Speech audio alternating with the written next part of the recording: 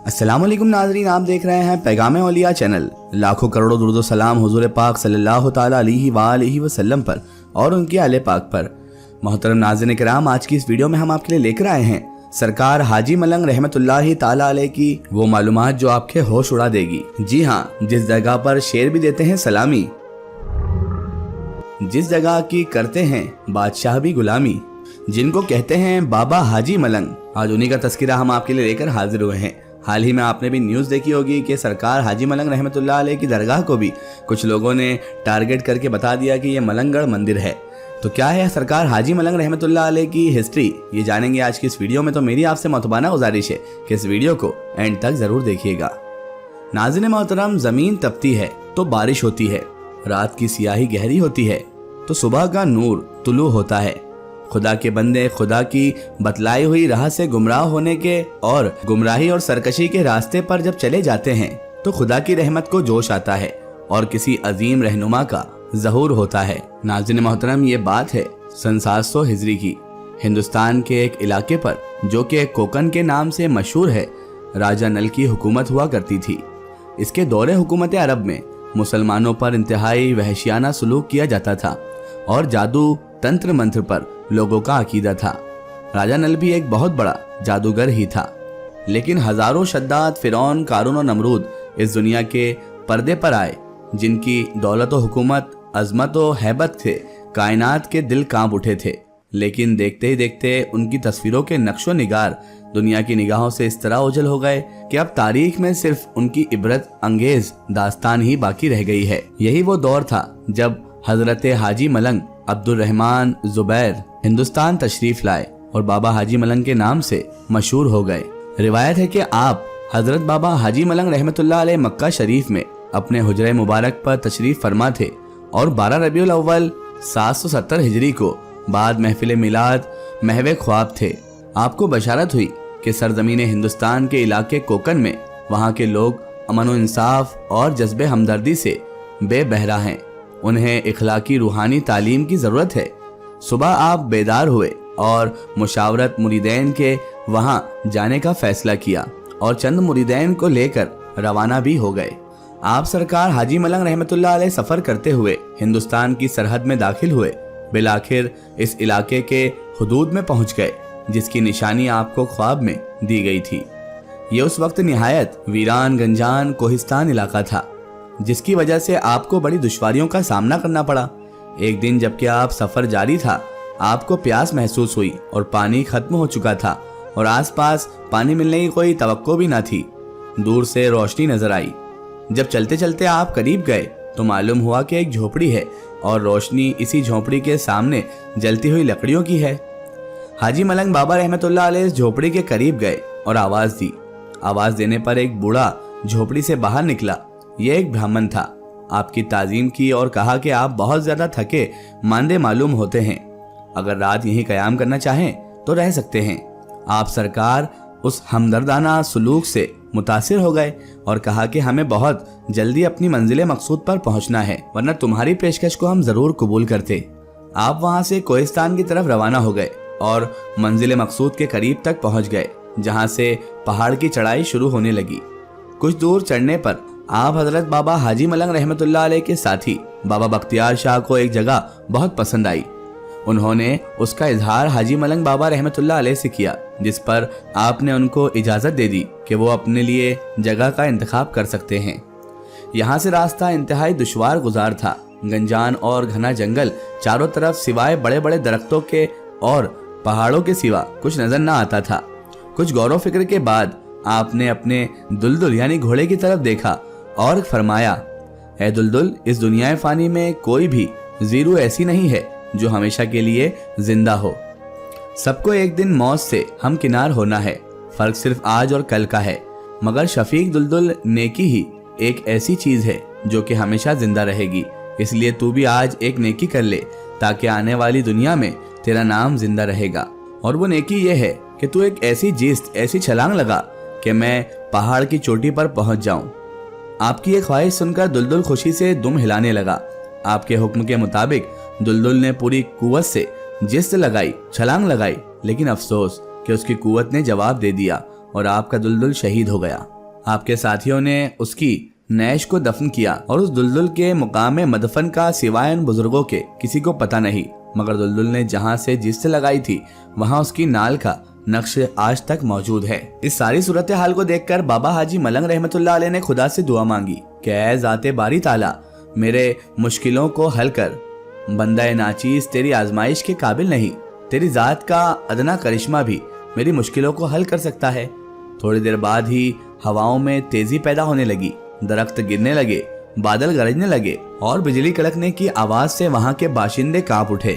اسی وقت بابا حاجی ملنگ نے پرزور آواز میں نعرہ تکبیر بلند کیا۔ تیسرے نعرے پر 3 حصہ پہاڑ زمین میں دھس گیا۔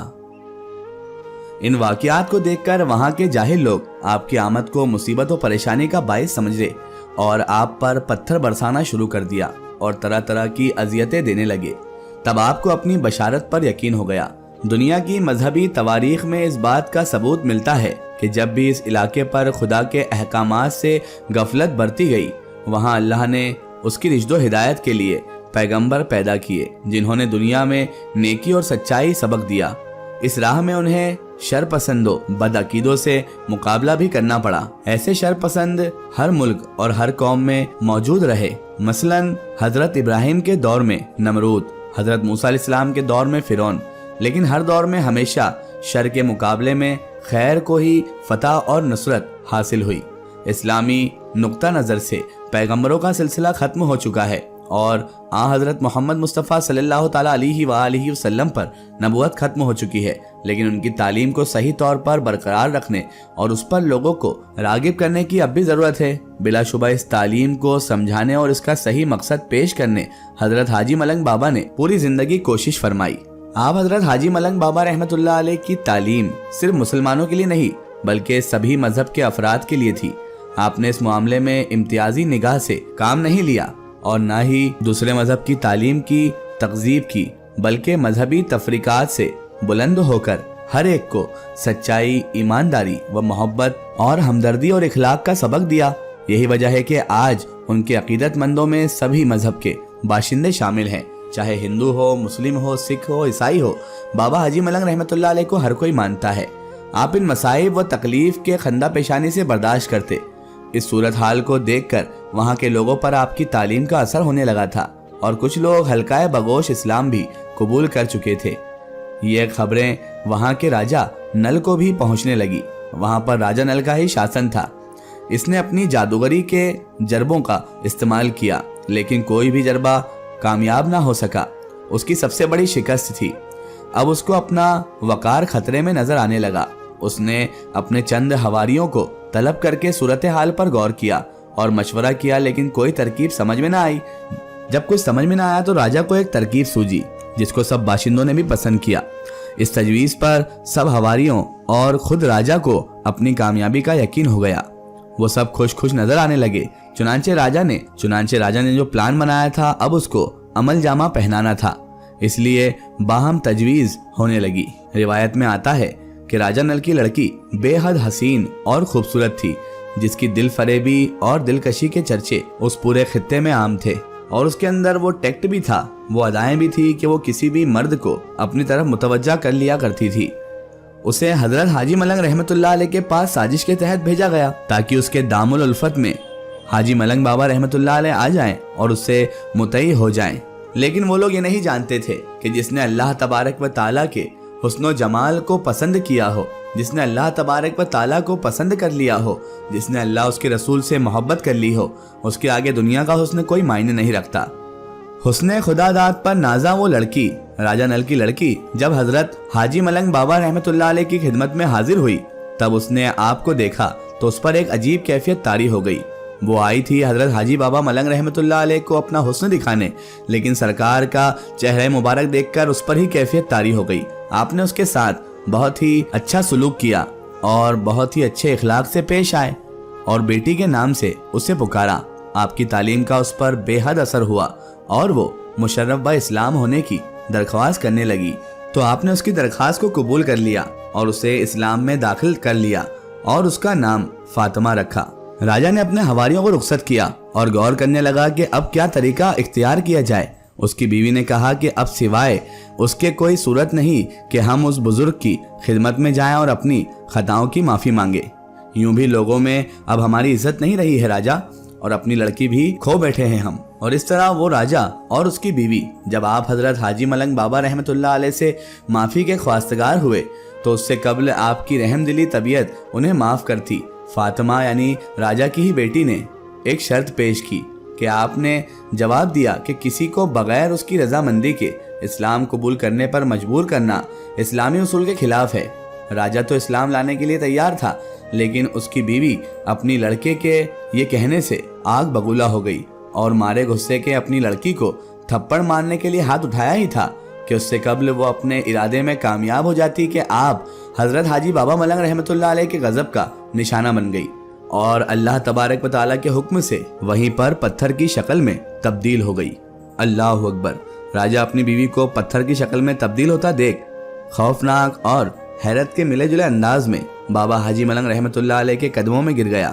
آپ بابا حاجی ملنگ رحمت اللہ علیہ کی اس کرامت کو دیکھ کر بہت سے لوگ حلقۂ بغوش اسلام ہو گئے. اس وقت راجا بھی آپ کے عقیدت مندوں میں شامل ہو گیا، لیکن کبھی کبھی اس کے گوشۂ دل میں گزشتہ حکومت اور جاہو جلال کی خواہش کروٹیں لینے لگی. آخر ایک دن اس کی ذہنیت دوبارہ بدلنے لگی اور وہ سرکشی پر آمادہ ہو گیا. تب حاجی ملنگ بابا رحمت اللہ علیہ نے خدا سے دعا کی کہ خدا اب تو اس کو اس کی سرکشی کا انجام دے. اور پھر وہ راجا بھی پتھر کی شکل میں تبدیل ہو گیا اور ساتھ ہی اپنی آنے والی نسلوں کو اس سرکشی کا انجام بتانے کے لیے لوگوں میں نصیحت کی کہ جس آدمی کا 7 پتھروں میں ایک پتھر بھی اس کو لگے گا وہ شخص بارگاہ خداوندی سے من کی مراد پا لے گا. اسی طرح ناظرین کرام ایک اور واقعہ بیان کیا جاتا ہے کہ ایک برہمن جس کو مریٹھوں کے دور حکومت میں راجا کا خطاب دیا گیا تھا وہ اس علاقے کا صوبے دار تھا جو کہ نہایت ظالم اور سنگ دل تھا. معمولی خطاؤں پر سنگین سزائیں تجویز کرتا تھا. اس نے ایک بڑی جیل بنوائی تھی جو قلعہ نلگڑھ کے نام سے مشہور تھی. بابا حاجی ملنگ رحمت اللہ علیہ کی کشف و کرامت سے متاثر ہو کر کے اس نے اپنے گناہوں سے توبہ کر لی اور آپ کے دوسرے خدمت گزاروں سے بھی بازی لے گیا. اور آج کے دور میں جب درگاہ شریف پہ جو موجودہ مجاور گوپال ہیں اسی راجا کی نسل سے بتائے جاتے ہیں. عرس کے موقع پر ان کی خدمات کو فراموش نہیں کیا جا سکتا. اس کے علاوہ ناظرین محترم بہت مشہور ہے کہ سرکار حاجی ملنگ رحمت اللہ علیہ کے یہاں شیر سلامی دینے آتا تھا اور آج بھی آتا ہے. تو ناظرین محترم بابا حاجی ملنگ اپنی زندگی میں جانوروں سے بھی بڑی انسیت رکھتے تھے، یعنی محبت رکھتے تھے. لا تعداد شیر اور چیتے اور ببر شیر آپ کے پاس آیا کرتے تھے. ان میں سے ایک ببر کو آپ سے بڑی انسیت تھی، یعنی آپ سے بڑا لگاؤ تھا اور یہ آپ کے بارگاہ میں ہمیشہ حاضری دیا کرتا تھا. روایت ہے کہ اس شیر ببر کی نسل اب تک وہاں پر موجود ہے اور اب بھی ایک ببر شیر آپ کی درگاہ پر حاضری دینے آتا ہے. یہاں تک کہ ناظرین محترم پہلے کئی عرس شریف میں بھی عرس کے موقع پر اس کی گرجدار آوازیں تو لوگوں نے اکثر سنی ہی ہیں. اس کے بعد ناظرین محترم جس طرح ہر انسان کو ایک نہ ایک دن اپنے مالک حقیقی سے جا ملنا ہے اور اللہ کے ولی جو کہ اس دنیا فانی سے کوچ کرتے ہیں، اسی طرح سرکار حاجی ملنگ رحمت اللہ علیہ نے بھی ایک دن اپنے مریدوں کو جمع کیا اور مذہب اسلام کی تبلیغ اور اشاعت کی ہدایت فرمائی اور 5 مریدوں کو اس کا ذمہ دار قرار دیا اور کہا کل بعد نماز جمعہ عالم جاویدانی کی طرف کوچ کر جاؤں گا. تم لوگ صبر و استقلال سے کام لینا، خدا اور اس کے حبیب پاک کے حکم کی تعمیل کرنا. دوسرے دن نماز جمعہ سے فارغ ہو کر آپ رحمت اللہ علیہ بابا حاجی ملنگ رحمت اللہ علیہ لیٹ گئے اور فاطمہ بھی جنہیں آپ نے بیٹی بنایا تھا سورہ یاسین ختم کر کے انہوں نے جیسے ہی دیکھا تو آپ کی روح پرواز کر چکی تھی. انا للہ و انا الیہ راجعون. ناظرین محترم آپ بابا حاجی ملنگ رحمت اللہ علیہ کا تاریخ وصال مصنف نے نہیں دیا ہے، اس لیے ہم نے سن اور تاریخ آپ کو نہیں بتائی. اب ناظرین محترم جب سرکار حاجی ملنگ رحمت اللہ علیہ کی ہسٹری سبھی کو پتا ہے اور اتنے پرانے اور قدیم بزرگ ہیں، جہاں پر آستانہ شریف بنا ہوا ہے وہاں پر سرکار حاجی بابا ملنگ رحمت اللہ علیہ کو مدفون کیا گیا تھا، تو پھر کیسے اس بات پر یقین کیا جا سکتا ہے کہ وہاں پر کوئی مندر تھا؟ ابھی حال ہی میں آپ نے بھی بہت ساری سوشل میڈیا پلیٹ فارم پر دیکھا ہوگا کہ لوگ کہہ رہے ہیں کہ حاجی بابا ملنگ رحمت اللہ علیہ ہی ملنگڑ مندر ہے، لیکن ایسا کچھ بھی نہیں ہے. یہ تو حاجی ملنگ بابا رحمۃ اللہ علیہ کی یاد میں ان کا مزار شریف بنایا گیا ہے اور وہیں پر وہ مدفون ہے، اسی لیے مزار شریف وہاں پر ہے، اور پاس ہی میں ان کی بیٹی فاطمہ بی کا مزار شریف بھی موجود ہے۔ تو ناظرین محترم، یہ تو ممکن نہیں ہو سکتا، اور اس کے علاوہ کئی ریسرچ کرنے والوں نے بھی یہی بتایا ہے کہ یہاں پر کوئی مندر نہیں بلکہ مزار شریف بابا حاجی ملنگ رحمۃ اللہ علیہ ہی موجود ہے۔ کئی رپورٹ سے یہ ثابت ہے۔ ناظرین محترم، یہ تھی سرکار بابا حاجی ملنگ رحمۃ اللہ علیہ کی مختصر سی سوانح حیات۔ آخر میں اللہ تعالیٰ سے یہی دعا ہے کہ اللہ تعالیٰ ہمیں سرکار حاجی ملنگ رحمۃ اللہ علیہ کے صدقے میں نیک راہ پر چلنے کی توفیق عطا فرمائے اور ہمیں ہر برے کام اور برے اعمال سے ہمیشہ بچائے رکھے اور صراط المستقیم کے راستے پر چلنے کی توفیق عطا فرمائے، آمین ثم آمین۔ ناظرین، آپ کو یہ ویڈیو کیسی لگی کمنٹ سیکشن میں ضرور بتائیں اور ہمارے چینل کو سبسکرائب کرنا نہ بھولیں۔ اس ویڈیو کو زیادہ سے زیادہ شیئر کریں اور اسے تمام اولیاء کرام، تمام بزرگان دین کے چاہنے والوں تک ضرور پہنچائیں۔ پھر حاضر ہوتے ہیں آپ کے لیے ایک اور بہترین ویڈیو کے ساتھ، تب تک کے لیے خدا حافظ، السلام علیکم۔